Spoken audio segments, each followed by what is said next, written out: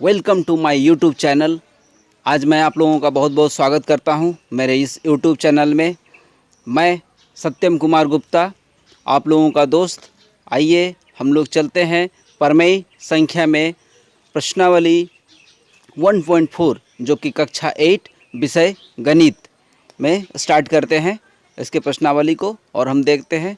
चलिए पहले प्रश्न पर चलते हैं। प्रश्न संख्या 1 जिसमें है संख्या रेखा पर 2/9, 5/9, -1/9, -3/9, -5/9 और -8/9 को निरूपित कीजिए। तो सर्वप्रथम सबसे पहले हम लोग संख्या रेखा को खींच लेते हैं और संख्या रेखा को खींचने के बाद हम हर में देखेंगे कि कितना है। हर में हम देख रहे हैं कि 9 है, सभी जगह हर में 9 है, यानी कि पहली इकाई यानी कि 0 से 1 के बीच की जो दूरी होगी उसको समान बराबर भागों में बांटेंगे। कुल 9 भाग में बांटेंगे। 9 है तो 9 भागों में बांटेंगे। जैसा कि आप देख रहे हैं 1 2 3 4 5 6 7 8 1 9 भाग में हमने बांट दिया। ये 1 हो गया यानी कि 9/9 यहाँ आएगा। यहाँ ब्रैकेट में लिख सकते हैं 9/9, ये कट के 1 आ जाएगा। ये आप समझ रहे हैं कि 1 आ गया। तो 0 से 1 जो इकाई है, पहली इकाई को हमने कुल उसको 9 भागों में बांट लिया। इधर भी 9 भागों में हमने बांट लिया। अब हमें संख्या को दिखाना है संख्या रेखा पे। तो पहले है 2/9, तो अंश में कितना है 2, तो धनात्मक है तो 0 से दाईं ओर हम लोग चलेंगे 1, ये 2, ये जो बिंदु हुई संख्या रेखा पर ये 2/9 हुई।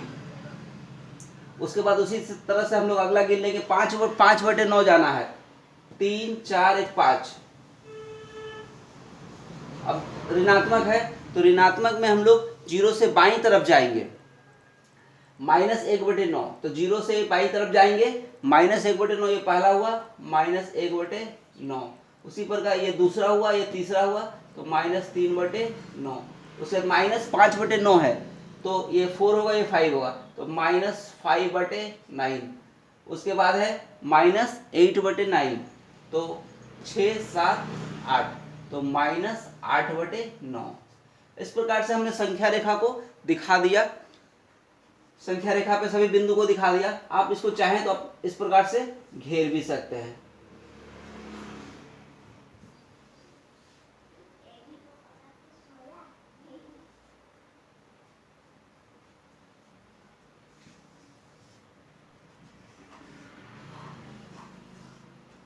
इस प्रकार से हम लोग संख्या रेखा पे प्रमेय संख्या का निरूपण करते हैं। प्रश्न संख्या 2, जैसा कि आप देख रहे हैं प्रश्न संख्या, अक्षर द्वारा अंकित प्रत्येक बिंदु के लिए प्रमेय संख्या लिखिए।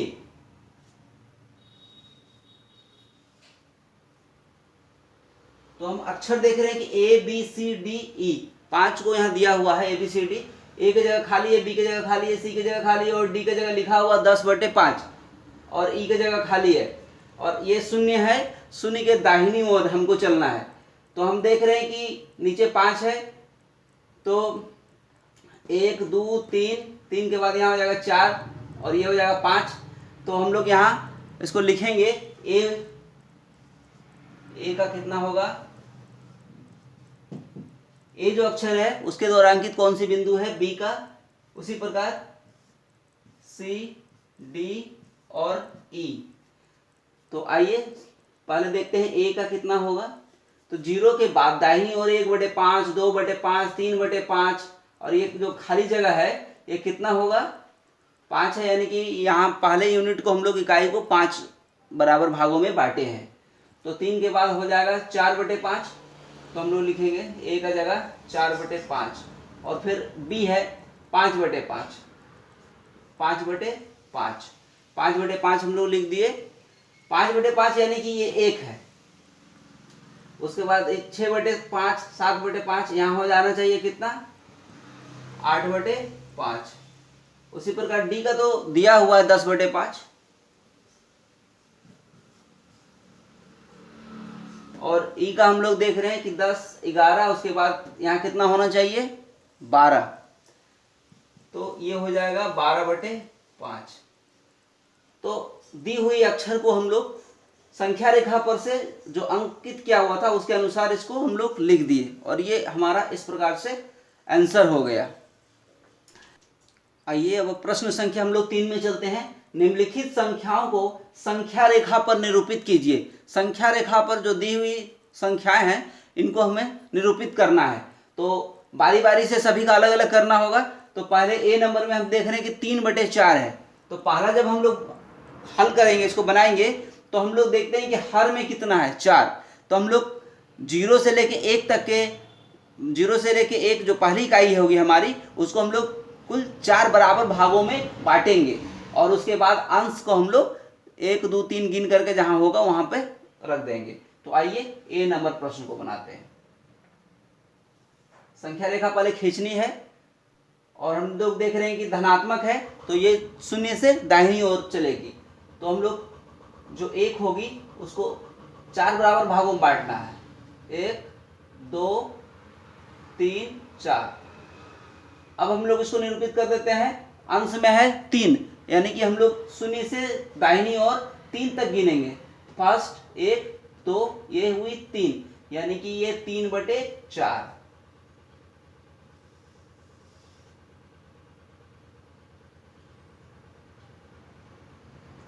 तो आपने देखा कि कितना ही आसानी से हमने इसको निरूपित कर दिया। इसी प्रकार से आप अन्य भी संख्याओं को निरूपित करेंगे। मान लीजिए हमको बी नंबर अंकित करना है -5/6 को, तो हम जान रहे हैं कि 0 से बाईं ओर हम चलेंगे इसमें और हर में है 6, यानी कि 6 बराबर भागों में इसको बांटते हैं हम लोग।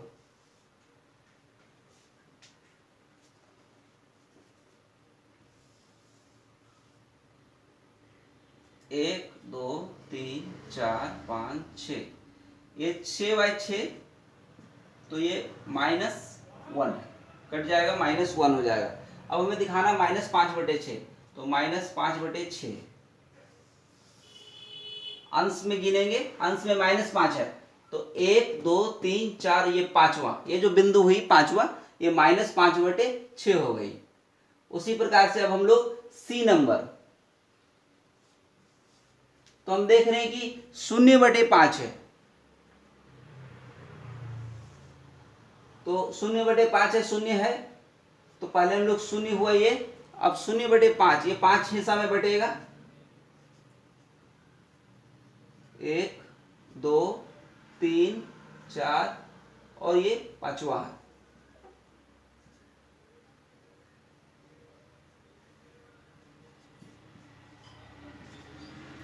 तो ये तो 1/5 होगा, 2/5, 3/5, 4/5 और ये 5/5। तो ये हमारा 0/5, यानी कि ये हमारा 0 जो हुआ, यही हमारा 0/5 हुआ, क्योंकि 0/5 यानी कि 0 हुआ। अब हम लोग डी नंबर में चलते हैं। अब हमें यहाँ पे दिखाना है 3, तो 0 से 0 को हम लोग 3 बराबर हिस्सा में बांटेंगे।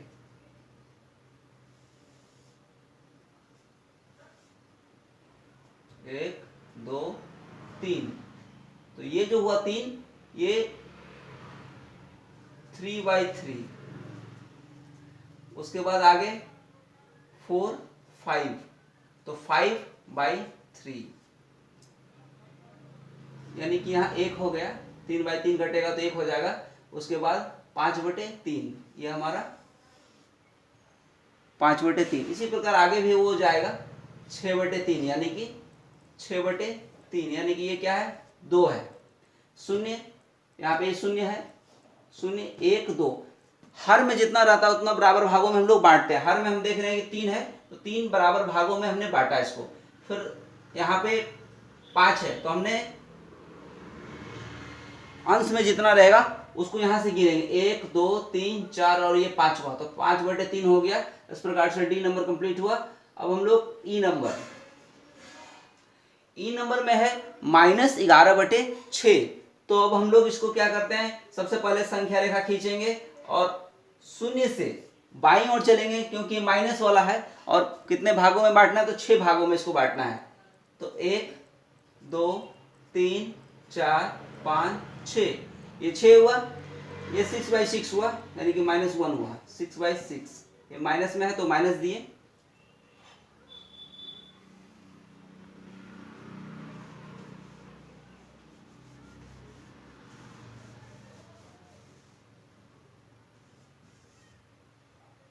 अब देख रहे हैं कि हमारा अंश में -11 है, तो हम लोग इसका 11 भाग गिनेंगे अंश में। तो 1 2 3 4 5, अभी 6 ही हो रहा, 7 8 9 10 11। तो जहां पे आएगा और आगे भी चलेगा, ये 12 हो जाएगा। ये 12/6 -12/6 -11/6।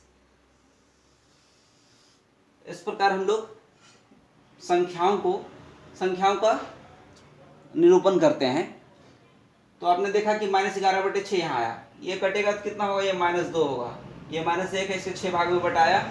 इस प्रकार से हम लोग इसको संख्या रेखा पे दर्शाते हैं। आइए अब हम लोग प्रश्न संख्या 4 पर चलते हैं। निम्नलिखित संख्याओं को संख्या रेखा पर निरूपित कीजिए। यहाँ जो क्या खासियत देख रहे, एक साथ 2 युग्म है, 2 युग्मों को एक संख्या रेखा पे दिखाना है। तो सबसे पहले हम लोग देखते हैं कि एक धनात्मक है, एक ऋणात्मक है, और हर में कितना है, उतने बराबर भागों में हम लोग इसके प्रथम इकाई को बांटते हैं।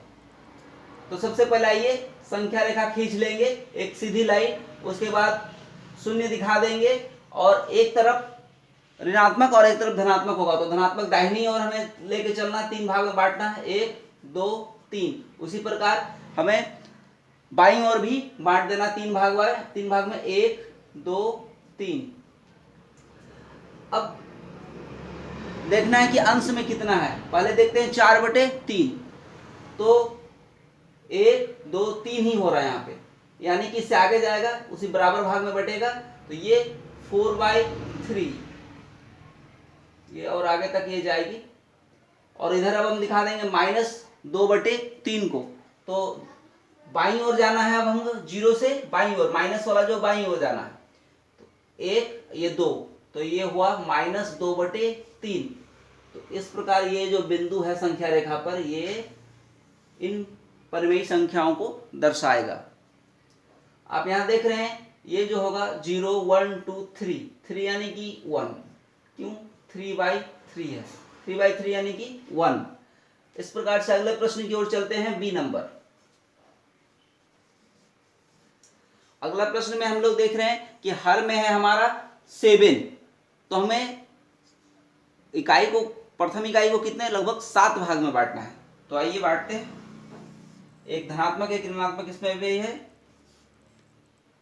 1 2 3 4 5 6 7 8,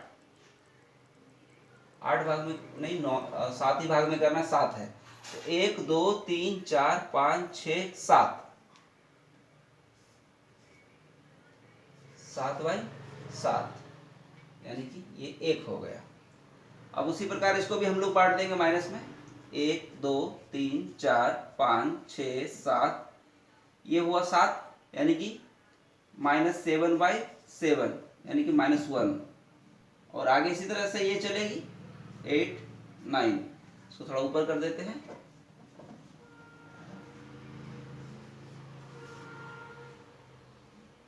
तो -9/7, अंश में -9 है, तो 0 से हम बाईं ओर 9 गिनेंगे, 1 2 3 4 5 6 7 8 9। तो ये जो बिंदु हुआ -9/7 संख्या रेखा पे, ये -9/7, और हमें 7/7 यही है 1।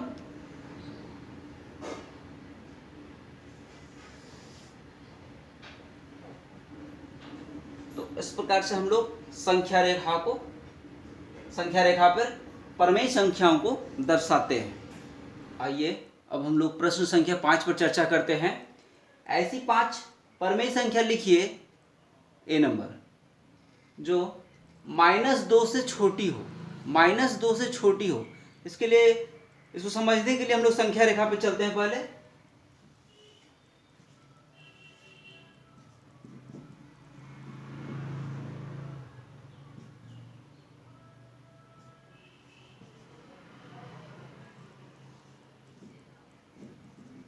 तो तो ये आप देख रहे हैं कि ये संख्या रेखा है, -2 से छोटी होनी चाहिए। तो हम अगर दाहिनी ओर आ रहे हैं, -2 से दाहिनी ओर जब बढ़ेंगे तो ये बड़ी हो रही है, ये देखिए बड़ी हो रही है, आगे बड़ी हो जाएगी। और जैसे ही हम लोग -2 से छोटी चाहिए तो हम लोग बाईं ओर जाएंगे, बाईं ओर जाते हुए हमें छोटी संख्या प्राप्त होगी। -3 जो है -2 से छोटी है। इसी प्रकार ये आगे तक जाएगी, -3, -4, तो ये हमें छोटी संख्या प्राप्त हो रही है। तो इसमें से 5 परमेय संख्या लिखना, ये पूर्णांक है।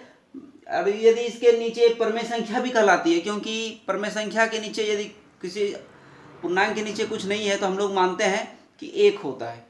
तो -2 से छोटी यानी कि -3, -4, -3, -4, -5, -6, -7, -8, ये सभी संख्याएं जो है -2 से छोटी है। तो ये सभी संख्याएं हो सकती है, या इसको हम लोग भिन्न के रूप में भी लिख सकते हैं, बटा के रूप में भी लिख सकते हैं। कहने का मतलब कि परमेय संख्या के रूप में किस प्रकार से लिखेंगे, ये देखिए। यदि हमको इसको परमेय संख्या के रूप में लिखना है -2, तो हम लोग ऐसा करते हैं, इसको 10 से गुना कर देते हैं। कुछ नहीं है तो नीचे 10 से गुना कर देते हैं, तो -2/10, -10 दूनी 20/10। अब इसके आगे जो भी संख्याएं चलेगी, -21/10, -22/10, -23/10, -24/10, -25/10, ये सभी संख्याएं जो होगी ये परिमेय संख्याएं होगी जो -2 से छोटी है। तो इसको हम लोग जो कटेगी उसको कटा भी सकते हैं, जैसे कि ये कटेगी तो ये कटा देंगे। इस प्रकार से जो हमें संख्याएं प्राप्त होगी वो हम लोग इस प्रकार से लिख सकते हैं।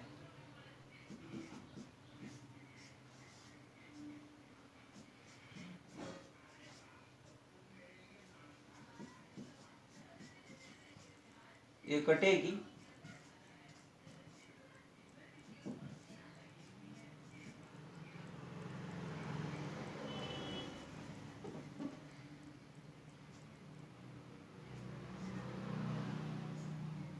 यदि मान लीजिए और आगे बढ़ाते हैं इसको, तो 26/10, ये माइनस में है तो ये कटेगा, तो 13/5, तो -13/5। ये भी हम लोग लिख सकते हैं, लगातार भी लिख सकते हैं, इसको छोड़ के लगातार भी लिख सकते हैं। मान लीजिए इसको छोड़ दे तो ये लगातार हो जा रही है। उसी तरह -14/5। इस प्रकार मुझे आंसर इस प्रकार से प्राप्त होगा, इस प्रकार से भी लिखा जा सकता है। ये अनेकों परमेय संख्या इसके बीच, जैसा कि हम लोग जानते हैं कि दो पूर्णांकों के बीच असीमित परमेय संख्याओं को लिखा जा सकता है। तो पूर्णांकों के बीच असीमित परमेय संख्याएं हो सकती है जिनको हम लोग यहाँ लिख सकते हैं। तो आप इसमें से कोई भी 5 लिख सकते हैं। इसी प्रकार आगे भी इसको करेंगे हम लोग।